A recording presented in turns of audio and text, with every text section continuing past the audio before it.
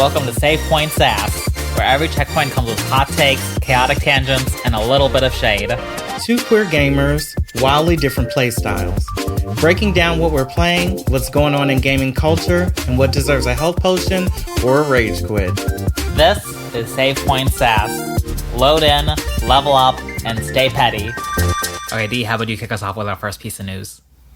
So, first we have that games are getting really expensive. Microsoft has announced that they're going to increase the price of their home console, and along with that, they're going to increase the price of games to $80, and consoles to $600, and they were previously $500, so a big difference. Definitely. So what do you think about that? I mean, it seems interesting that they're choosing now to increase the prices. Yeah. I wonder if this is like trying to get the consumers while they're down, or when all this kerfuffle is happening. Because I do wonder what this means for the gaming industry more broadly. Yeah. Right. It's very interesting that they're following suit after the game community's darling, right? Nintendo announced that they're going to raise game prices to $80. And now they're like, well, us too. We're joining the party, more profits. And if Nintendo can do it and they can get the approval of their community, we can do it too. Right. And it's interesting that it was Microsoft that did this, because it seems like in the past, Microsoft has been more reactionary to both the public and to what other companies are doing. Yes. So I think this is exactly what we might see, where very quickly Microsoft is trying to change the position in the gaming industry based on what's happening, I mean, honestly, in the past 30 days. You know, what's most surprising to me about this, though, is that they're raising game prices to $80 soon before year end. But this is opposite their strategy with Game Pass, right?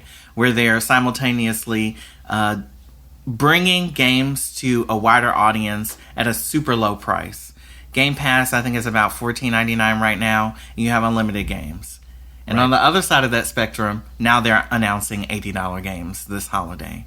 So it's a very interesting thing. They're trying to play both sides of it.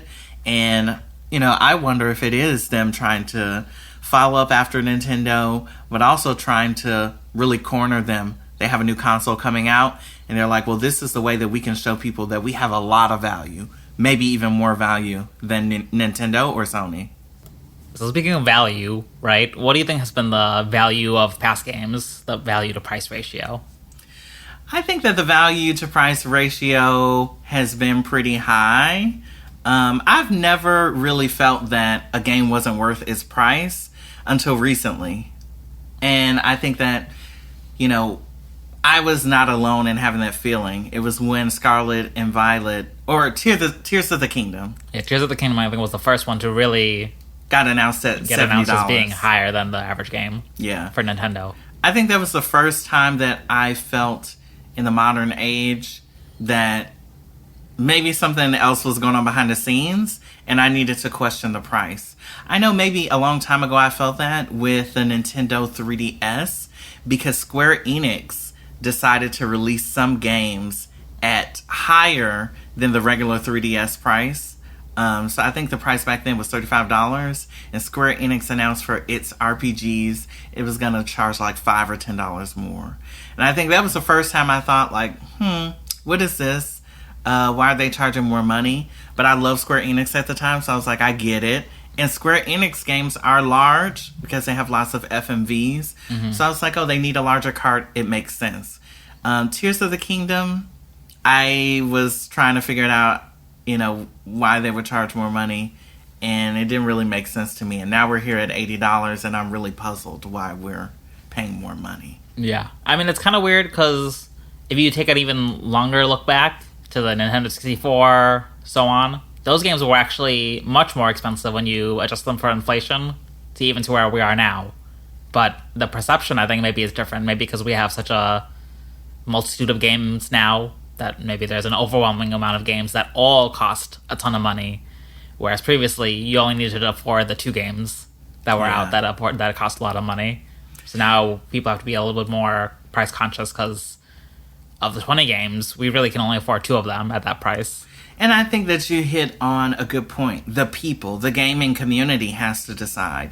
And yeah, we have more games, but we have more gamers. And I think that's part of the discussion right now.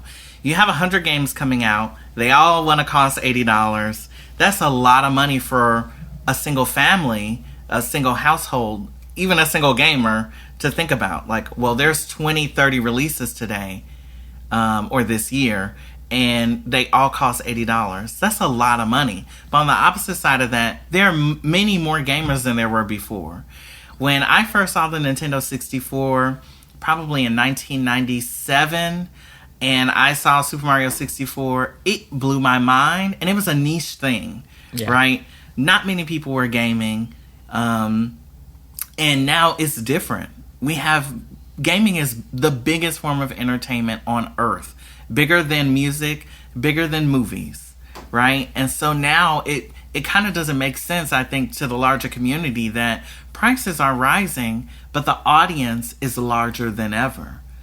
So if you're reaching, 30 million people in 2 months, I mean, look at Elden Ring. Yeah. Look at GTA, right? Look at the big releases like that. COD still having numbers that large in the first couple of months. Okay, so why do you need $80 then? Because you're going to make your money back plus some in the first couple of months. And then the rest of the consumers also are going to buy. Yeah. So I think that that's the thing, that companies are really leaving out the gaming community, leaving out consumers and what they may perceive, because they say Nintendo did it first. Yeah. There was rumors that GTA 6 is going to be $100. Yeah. Well, speaking of, so to wrap up here, right, we see that Nintendo did this. We see Xbox, Microsoft did this. Do we think that Sony is going to follow with PlayStation, a price increase for games? Well, Sony has already increased the price of PlayStation 5. Yeah. Twice. Yeah. So and as well as the subscription. And the subscription model has changed. I think they are caught a little bit flat-footed. I think everybody probably thought $70 was going to be the thing, including Sony, because they have had games come out that are $70. And people are like, well, that's too expensive. Yeah. I don't want to pay $70. So I think that they were following the natural progression. I think they're caught a little flat-footed by Nintendo saying, forget 70, we're going 80. And now Microsoft's like, you see Nintendo? They going 80. We going 80. It's only a matter of time before Sony announces they will be doing the same thing. Or maybe they see it as a chance to outcompete, to reach more gamers and make more money that way.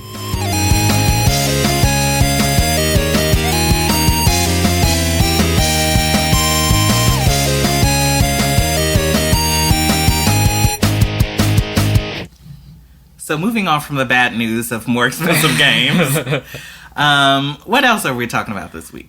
Yeah, some actual positive news. A couple of days ago, the Sea of Stars developer, Sabotage, announced that there's a new free DLC coming soon. Yes, free. Free, yes, that's surprising. So not $80. I will take it, right? Yeah. We saw a little bit of the DLC in the trailer. It looks to be some type of post-game kind of self-contained adventure, right? Something brand new, not necessarily related to the first half of the game. Seems like they're unlocking new traits, new abilities, new characters. Which was one of the critiques, right? The abilities, how it was very repetitive to do certain characters. Right, so speaking of, what was our first impression of the game, right? I think both of us played the game. We both finished the game. Honestly, I thought it was very cute, right? It had a nice story. It had nice gameplay elements, right? I think it caught us in a very nice time where we could really absorb ourselves into a game and be almost like thinking that we are part of the world itself, right? This actually was one of the first games that I had played start to end, finished, completed in like a week. I really was absorbed by the story and the plot. You were ahead of me, and I was like, what? Yeah, this never happens, right? But you've played many games that are similar to this, right? What is your assessment of it compared to games in that genre? Well, I think that actually I have not played many games similar to this, because while it is an RPG, it features... it's odd because this is actually similar to Expedition 33 in that it features turn-based combat that is also filled with real-time elements where you have to use timing. Quick time elements. Yeah, so I hadn't played a game like that ever, or maybe in a long time. And, I really enjoyed it. I love the art style, the return to 2D. I love how the world is expansive and you go to explore, and I love exploration in games. But it wasn't like overwhelming. And so I think that, the base game for me before the big transition was enough. I was having a lot of fun. And then after, the big transition in the story and in the game, I think both of us were just in awe. Yeah, I mean, that's what I really liked about the game, is that it really had a fully fledged out story. Yeah. It had a start, it really had a finish, right? I feel like it wrapped up very nicely. We felt, or at least I felt, very satisfied with how the game ended. So that kind of actually is surprising then for me. Well, I think part of it, though, is why people wanted DLC and the interest in this world is, while we got a self-contained story that felt like it had a beginning, a middle, and an end, when you transition to the second part of the story, there are still a lot of questions. I mean, they introduce a lot of lore in the second part. And so I think, hopefully for me, the biggest thing that I am wanting to get out of this is more of what has happened in the second part of the story, after you make the transition. I'm excited to see if we get to learn more about the lore, more about that world, more about the characters that inhabit that space. I mean, I think that's something that's interesting, the fact that this DLC is very self-contained, perhaps, right? It gives us the opportunity to see these characters that we understand and we know their motivations, and almost see them in a brand new environment, right? Yeah. And I think that's interesting, of like an interesting take for DLC, right? Is in a way that you're building off of what you already played in the game, but you're still almost getting this experience of novel experiences, something that's brand new, something that is exciting and hopefully surprising. And what the most surprising thing is? What? Is that it's free. And it's free. So everybody should go and check it out. Definitely. Okay, now back to bad news. Oh no. Well, what's our final article here? Well, we're talking about the 64 gigabyte carts or the game key carts. The two options Nintendo is offering developers or publishers for games. Right, so explain what's happening. To now, publishers have the option when they're doing physical versions of the games to either have it on the cart or use this game key card, which, how can you explain that to So the game key card kind of works like how a lot of super huge games like COD have worked in the past. Basically, there is a access code on the disc. There is an authenticator on the disc. And when you put it in, it basically contacts Sony or whoever or Xbox servers, and you just download the entire game, on day one. So on the disc, it's not basically the game. Right, so it's not necessarily preferable because you don't get the benefits of physical, right? Because you have to connect to the internet, you have to download it even if you have this physical card. Right. So it really would be something that would be a lesser experience. Right. But you're paying the same amount. Yes. It costs the same amount to get the game key card. So then why wouldn't publishers just always put it on the game card? I mean, obviously, I think that there must be some monetary element to this. There are some rumors around cost, right? Right, For the game cards. Yeah, so it seems that, the internet is rumbling that it costs $16, I think, to, do this. To have the game on the physical card? To have the game on the physical card and to buy the 64 gigabyte That sounds like card. a lot, actually. It does sound like a lot of money when you because if we're talking games are what $80, 68 even at $80, right? So then immediately you've lost the price increase. $16, right? Yeah. You think that's a rumor? Or you think that's actually legit? I can believe it, knowing about how things have worked in the past, especially with Nintendo. They really want their money up front when it comes to doing deals like this. I think a lot of storefronts have complained too about like shipment minimums, etc. Yeah. So I think Nintendo is definitely all about the business aspect and definitely not about losing money. Everything that they do makes money from day one. That's the so Nintendo I way. totally believe it. I will say that the interesting thing about this is on the other side of it, people would argue that, well, developers have more time to work on their games if you're just downloading it day one. But I like to present the story of a bad experience with that, which is, I remember a couple of years ago around Christmas, I believe maybe PlayStation 3 launch, or maybe one of the Christmases after PlayStation 3 launch, and a lot of people were opening their consoles, opening up new games, and maybe you remember this, but there was a breach to Sony PlayStation servers. And around Christmas, that was huge, actually. Huge, global thing that happened. People couldn't log in. People were getting their credit cards locked down, stolen. And this is what you're saying. You're saying that you were unable to play the games because how do you download them? Exactly. So I think that, the game key card kind of sounds interesting in that it gives you a pseudo digital physical ownership, and you buy this thing and you can sell it to someone else and it should work, right? And also, if there are patches or if there are errors, then you don't have to worry about that because it can just be downloaded from the server at any time. But on the other side of that, I think we need to hear more from Nintendo about what happens if their servers are down. Yeah. What happens? How often is this game key card reaching out to the servers to ask for authentication? It's legit, Yeah. So I think we need to learn more about it. I think it's an exciting compromise. And I think if some smaller indie developers then can save money by doing this and having a physical release, I'm for it. Right. But so far it seems like a lot of the large developers, large publishers are jumping on this. And for me, they have the money. That's interesting. I mean, that's interesting that you bring that up because right now we have 3 categories, right? We have physical, we have digital.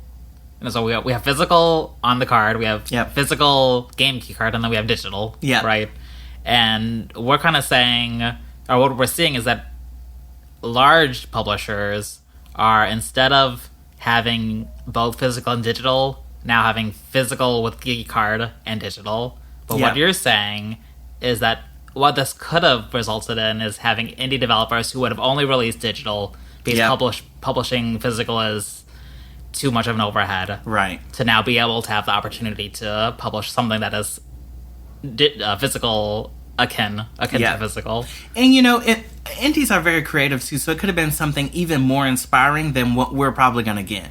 So it could have been that they saved the $16 on getting the 64 gigabyte card, which is your only option, right? And they include a booklet, an art booklet inside. Yeah. Or they make custom cart designs, right? That become like little items that are interesting, so right? To collect. This whole category of nostalgic game. Right. Memorabilia. Which indies have been good at. Right. They've been better at it than, larger publishers. So I think that, in an ideal world, that's what we would get. And that's what I hope and wish that we would get. But in reality, I don't think we're going to get, creative products like that. I think that the big players in the industry are just like, well, yeah, we can save 1/4 of the, and retain it as profit for ourselves. So we're going to do that. Right.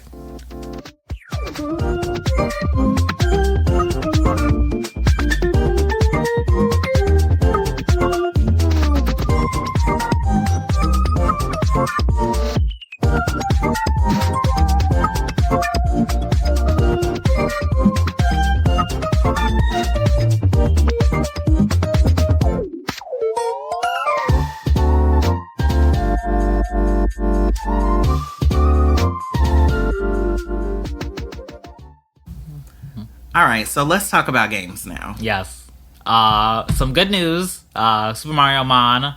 We have finally beaten the game. Yeah. Huge success. I mean, honestly, a huge, overcoming a huge challenge. Triumphant victory. Yes. Or what is it? Victory from the jaws of, defeat from the jaws of victory many times before victory. Yes. But yeah, we beat the Elite Four, we beat the champion, we've seen most of the story. I saw a peek into the post-game. We won't talk about that on the today, right? But overall, what did you think of the story? Honestly, I think the story has a lot of heart to it, right? Definitely. We said that It made a very allusions to like Super Mario type of games, all those types of RPG games that we are really, really interested in. But the fact that this came from a ROM hack is surprising, right? So this is only a few people working on the story, working on how things are going to connect together. So honestly, I was impressed with how everything flowed. It felt like a truly productionalized game.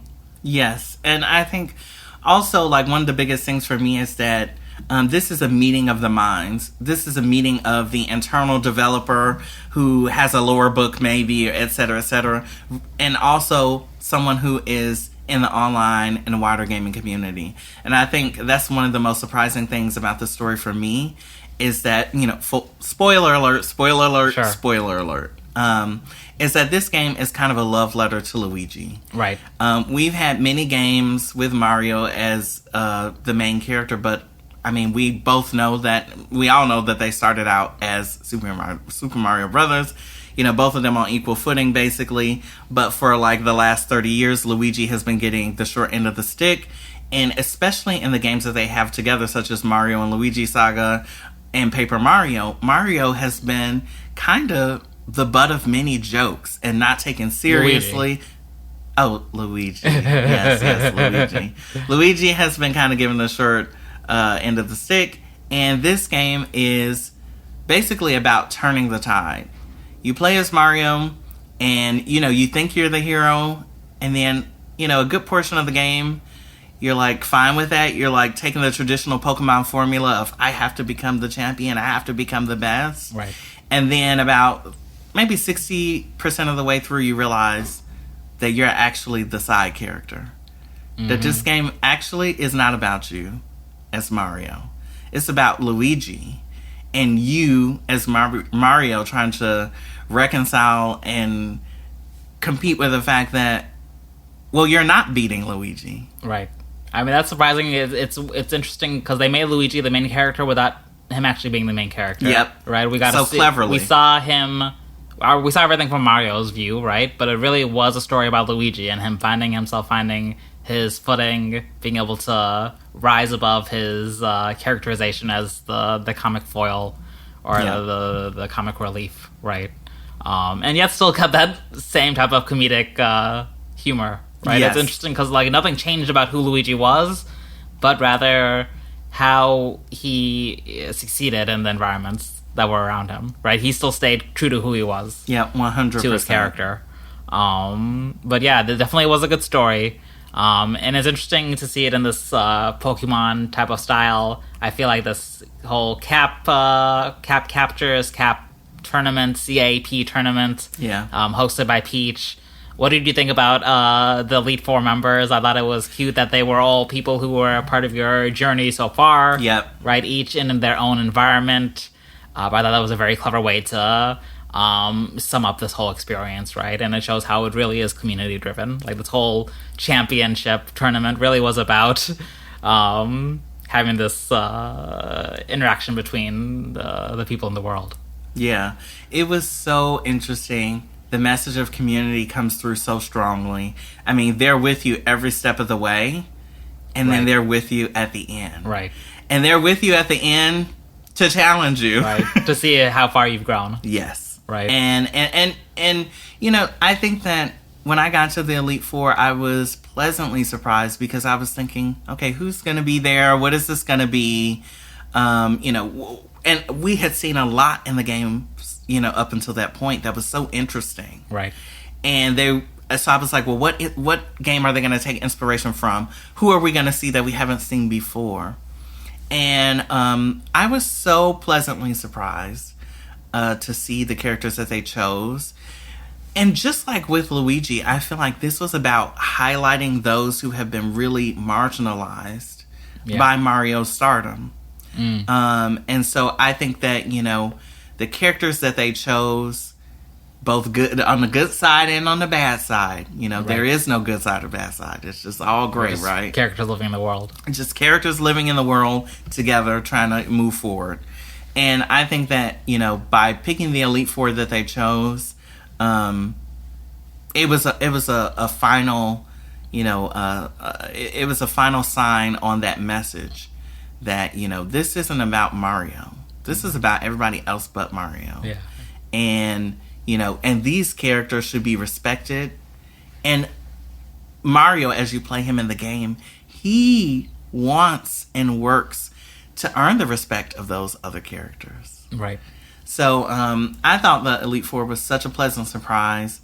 And honestly, I love seeing Peach because, I love... I was so surprised. So Peach, she was in her castle. I thought it was super cute to be at the top of her castle. Yes. Right? We saw Bowser. No, we saw Kamek and Bowser's. Yeah. We saw Professor Egad. Yeah. Right? I thought that was super cute. Yes. To go in his lab. And then who was the fourth? Toadsworth. Toadsworth. Yes. So I think it really was such a nice way to end the adventure, right? We're really reminisce on everyone who was part of the journey. Yep. It's a great story overall, right? One thing I want to just a little bit higher level, right, is that this game was a ROM hack, right? This wasn't really developed with any type of proper game development publisher. I mean, let's give them their due, though. No. Without a publisher, right? These are very strong game developers, right? To be able to make these types of things. But what I'm trying to say is that if they were able to do it, does this have any implication on how game development happens in the future, right?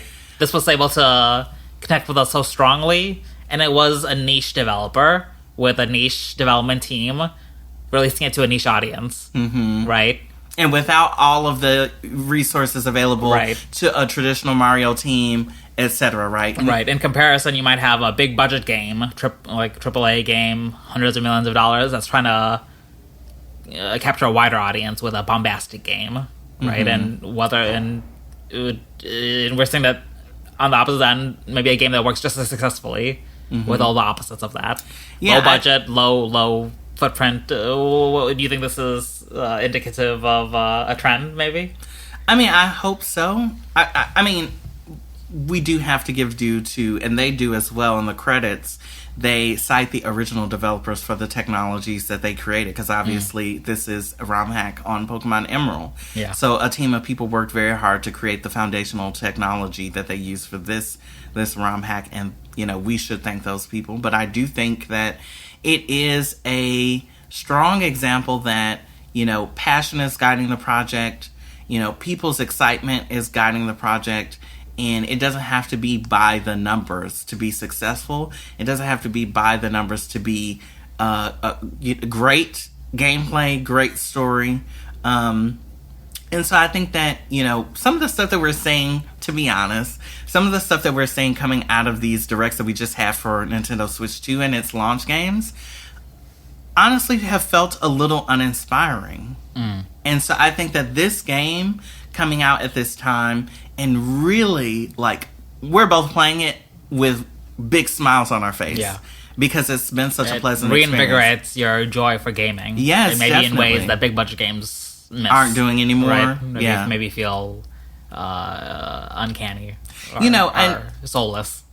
Well, I wouldn't say soulless, but I guess we're getting to that point, that maybe at $80. But no, I think that it's interesting that, Nintendo in the past has talked about the Nintendo magic, and everything has to spark joy, and the player's joy should be the front and central thing, in a game. And that's the measure of success, how much fun people have. And I think that, honestly, this small team took that philosophy, and they really executed it perfectly. I agree. And I think that that's something that Nintendo we have yet to see if they can continue that into this next generation. From what we're seeing, we don't know yet. I mean, I love the Donkey Kong stuff. That looks very inspiring to me. It looks very cute. But I think that what we're seeing is Nintendo go AAA. We're seeing less of the AA experiences. We're seeing less of the single A experiences. And this game is a single A experience that has as much heart as anything out there. Right. So maybe there is an opportunity in the future, right? We'll see more of these games. Hopefully. But one thing, so we now finished the game. We both finished the game. We're probably going to play a little bit of the post-game, but I think we both have a general idea of what we think of the game. Yep. I want you to give me your save point, and I want you to give me your sass. So give me your save point, something that's going to stick with you, something that's going to... From this game, that's going to remind you fondly of the game. And give me some sass, something that you wish the game had done better. I think that what's going to stay with me, what's my save point for this game, is going to be New Donk City. Yeah, agree. The design of the city. The design of the city, it was so cleverly done. Right. They really thought about what technology they could use, and they used it effectively. So that's going to be my save point. I'm going to say that my save point, the thing that I wish could have been maybe changed a little bit, and I might get some fire for this from you or from other people, is that I think that there was something that you mentioned to me where you took a different route to get to the a cave. city. Yeah. And it made you miss something that I found going through the opposite way. And the experience of finding that little Easter egg was so... I don't want to say that I was... like, it was a scary moment. But there was so much tension in that moment. So you wish I could have experienced it. I wish you could have experienced it. You're so kind. But it's like one little things that I feel like maybe no one caught it. Yeah. So that would be my sassy point. The little thing that I'm like, oh, I wish this were different. Yeah. Okay, yeah, I'll start with my sassy point. It is same thing in Pokemon games. It's all of these wild encounters. I feel like there's this the issue between wanting to catch all the Pokemon or the MarioMon or the captures and wanting to get through the game, right? There's some caves that maybe I felt this is just the issue with Pokemon Emerald, where the encounter rate is so high that you can't go 2 or 3 steps without getting encountered with a Pokemon, and then you have to run away or you have to use a repel. Yeah. But then if you use a repel, then you miss out on seeing all the cool Pokemon that you want to see. Yeah. They actually did solve this later on in the game by introducing a new mechanic. It was some type of like EGADS tool, right? That was cute, and I thought that I was so happy that they introduced that. Yeah. But I think... by the time you got it, it was like, well, now I'm finished with the game. Yeah. And also, I think that had kind of an effect on the game's economy. Yeah. Because, super repels, etc., max repels are expensive. They are expensive. And you're already cash strapped. Yeah. You literally have to take a loan in the game. No, yeah. But they made a lot of opportunity. You could turn on content creator mode if you wanted unlimited cash. You could do there were ways to navigate. But we weren't doing any of that. We hadn't done that, right? No. We played it pretty vanilla. Yeah. And then I'll say my save point probably is the character design. And I think the one character specifically, right, is that Baby Yoshi. I knew you were the going to Baby say Yoshi. that. I mean, it shows you that I'll have to see who was part of the design team. I mean, they did have that Easter egg where all of the design and development team was in a laboratory within the game, and you got to talk to them in the game, City. Right? And there were designers, there were writers, right? Yeah. Big battled. So there was a whole team, right?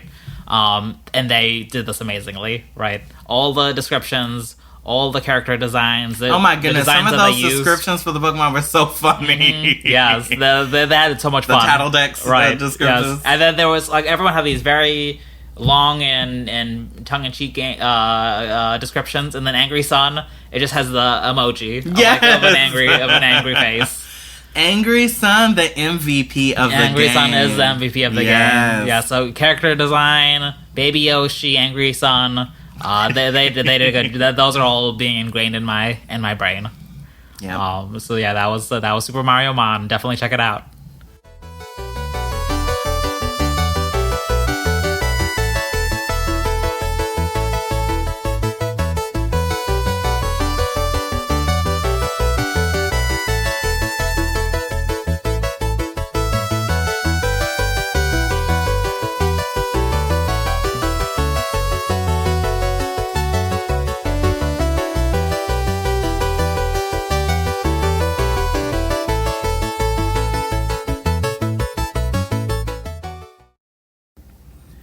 So 2 other games that have been on our radar are South of Midnight and Expedition 33, which is formerly titled Clair Obscura Expedition 33, but nobody calls it that.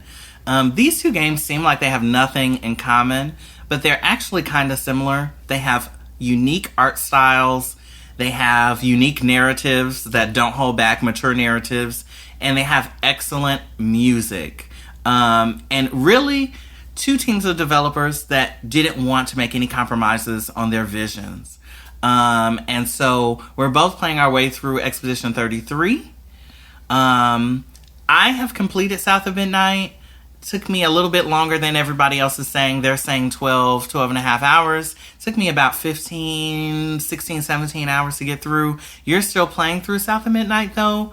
What do you making think? progress. I think definitely I'm loving the game. So it really does allow for you to explore, right? And I think that's why you're seeing such a variety in amount of hours played, right? Because even though there is a story, right, and it drives you forward, it really does entice you to explore the world around you. To get the floofs. To get the story, right? To interact with the world around you, the letters, the paraphernalia that allows you to really understand what is happening in the world that is in present day and also in the past. And I think they've done such a good job of that because they don't exactly say where this game takes place, although the main developer... When. Somewhat. Yeah, somewhat. But the main developer is from Mississippi, I believe, and he says that this game is based off of his experiences walking through nature, etc. But there are clear callbacks to New Orleans and Hurricane Katrina. Yeah. There are clear callbacks to Georgia. So I think that the game is coded in a larger language of the Deep South. And some of that story is told by, the signage, where it says danger or no trespassing, eviction notices on buildings, et cetera, et cetera. I think they do such a good job of environmental storytelling, and as well as the main stories. But as for the main stories, there's a lot there. Yes. For South of Midnight specifically. Right. Can you tell me what your most stories?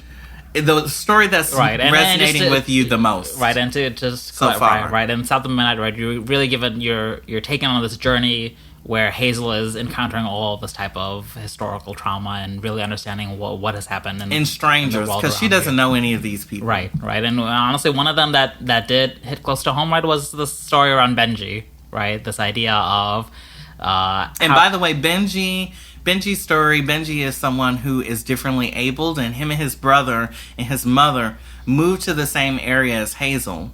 And he's much older than Hazel. He's probably in his 50s. Yeah.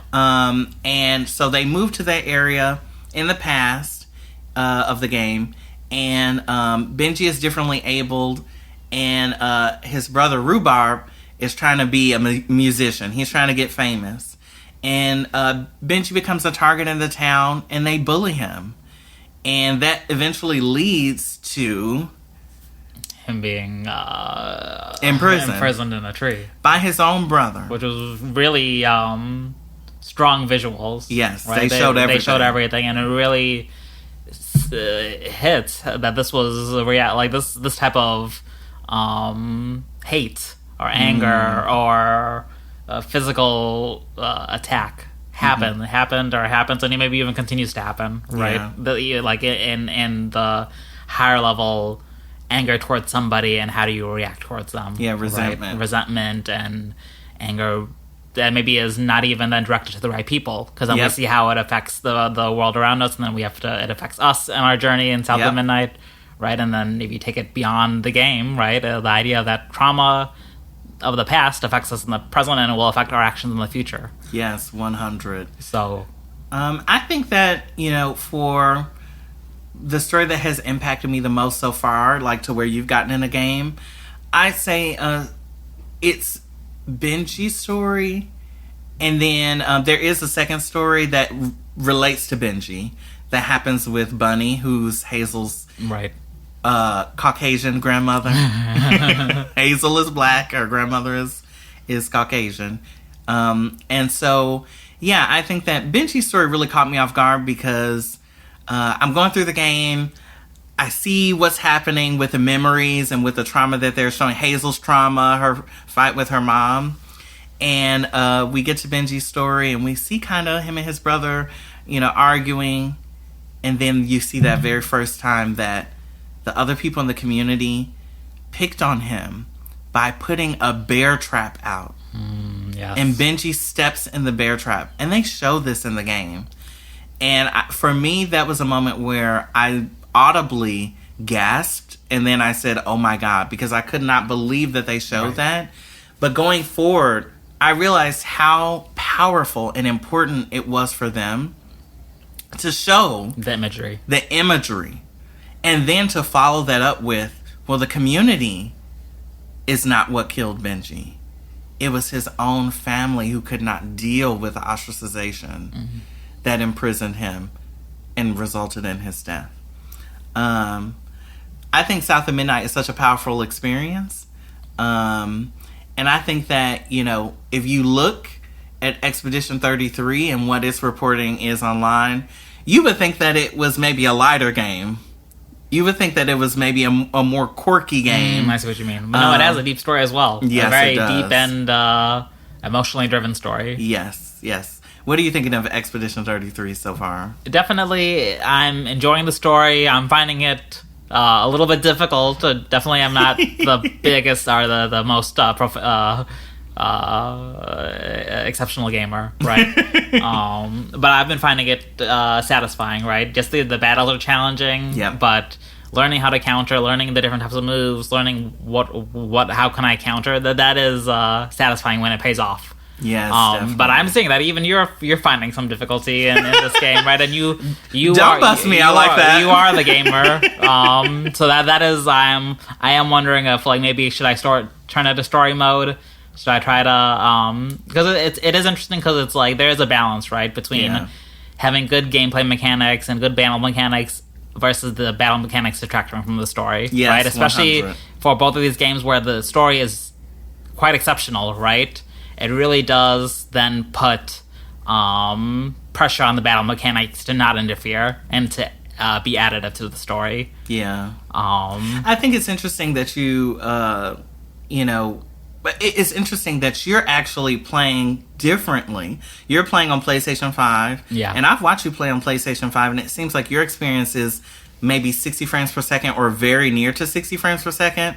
I'm playing on PC, and begrudgingly, I have refused to take my recommended settings, which are 1080p 60 frames per second on medium.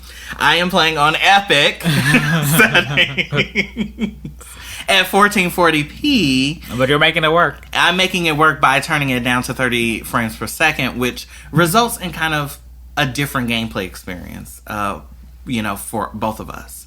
But I think that, the challenge is definitely there. And I'm enjoying it. Just like you said, kind of figuring it out in each stage and then just going for it. And that doesn't work for 20 minutes. And then, the 31st time that you do the battle is the time that you win. You feel so, accomplished. Right. And I think that the game knows that it's hard. And so when you do overcome its challenges, it rewards you, proportionally. Right. So you win the battle and you feel like not just you overcame the battle, but you're rewarded with a very good cutscene or a very good chunk of the story or some very good loot. I mean, I think this has to be the best loot experience I've had in a game in probably the last decade. Because, you beat some challenging, random, overworld enemy, and you get a good weapon from it. Yeah. You get a good upgrade from it. It's satisfying. Yeah, it's very satisfying and very out of the norm for how games, in the last couple of years have worked. But I think that, one of the things that is truly surprising to me about this game and adds to the joy is that they are really varying how the battles are. I mean, the story in the world is top tier. It is such a surprising, such a world built on curating the sense of wonder, but also wanderlust. Yeah. Because you don't know what's going on. You don't know where you're going. You don't know what's out there, in the rest of the world. It really curates the eagerness to explore, the eagerness to move forward, which is, in my opinion, the true explorer gamer spirit. You know, that want to go out there and find everything and see what you can do and figure everything out, figure out the world. But on the other side of that is the battles, which is what everybody's loving. But not a lot of people are really talking about what they love about the battles. And I think that what I love is really an amalgamation of many things. You have turn-based battles, which is not something we get very often anymore. Yeah. But within the structure of the turn-based battles, just like we said about Sea of Stars, you have time mechanics, right? So you have to parry, you have to dodge, and the efficacy of your own moves is determined by these time mechanics. So you have to, you know, be present in the battle at every single moment. And then thirdly, there's a shooting mechanic in the battles. So which, you know, on the surface people would be like, oh, well, there's this stupid shooting mechanic and, you know, it's just tacked on. It's not. The more you move further into the game, it becomes integral. And there are whole stages of boss battles that are built around the shooting mechanic. Yeah. And I think that's the joy about it, about this battle system, is it's not just one thing. The closest thing I would describe this to, or the closest thing to this battle system that I can think of, outside of Sea of Stars, which is a 2D game, so it's kind of different, right? Would be maybe Final Fantasy X-2, which is it's active time battle is what they call it. And this game is truly turn-based, but it's a requirement that you are present in the battle at all times. You cannot take a break. You cannot put the controller down. You cannot say, oh, well, this time I'm gonna take the pedal off the gas and I'm gonna be lazy in my reaction time, or I'm gonna be lazy in my strategy. That's not gonna work because you're just gonna be destroyed. You're gonna have to start the battle over. Yeah. I think that the level of fun and also the level of punishing the gamer is the same as kind of like Final Fantasy X-2, when you have to defeat if you remember in Final Fantasy X-2 where you had to defeat the desert boss. That's what this feels like in every battle. It's exhilarating. What about you? What do you like about the battle system or dislike? I mean, I find the battle system pretty challenging. Like, I feel like I tried a little bit on story mode. I tried a little bit on expedition mode. Yep. Right, and expedition mode is normal. In normal mode, right? Yep. And it's weird because I think on expedition mode is really when I find it satisfying. It feels like I really am playing the game. It's harder. It's a little bit aggravating, annoying, but when you then beat the character, it feels like you did something, right? Yeah. Whereas story, I feel like I can better connect with the actual story, the narrative, because I'm not bogged down by replaying a boss over and over again.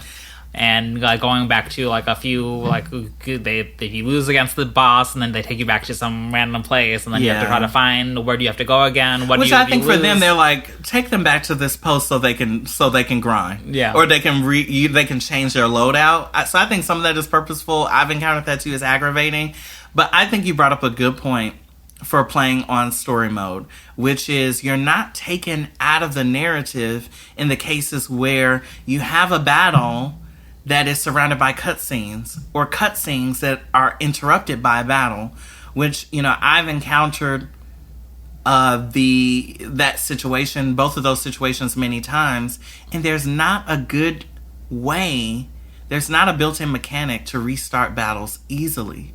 And skipping cutscenes also kind of has a little bit of a lag. So I think that you're right that, if you're struggling on expedition mode, turning to story mode where you can get through. If you really want to see what's going on with the story and you don't want any interruptions, and this is a game to try out story mode. It is a challenging game. But yeah. So what were you saying? I'm sorry, I interrupted you. No, I think story mode's treating you right. Yes, I think story mode is treating me right. Well, we've reached the end of the show. I love it. So see us next time on Save Point Sass. Stay sassy.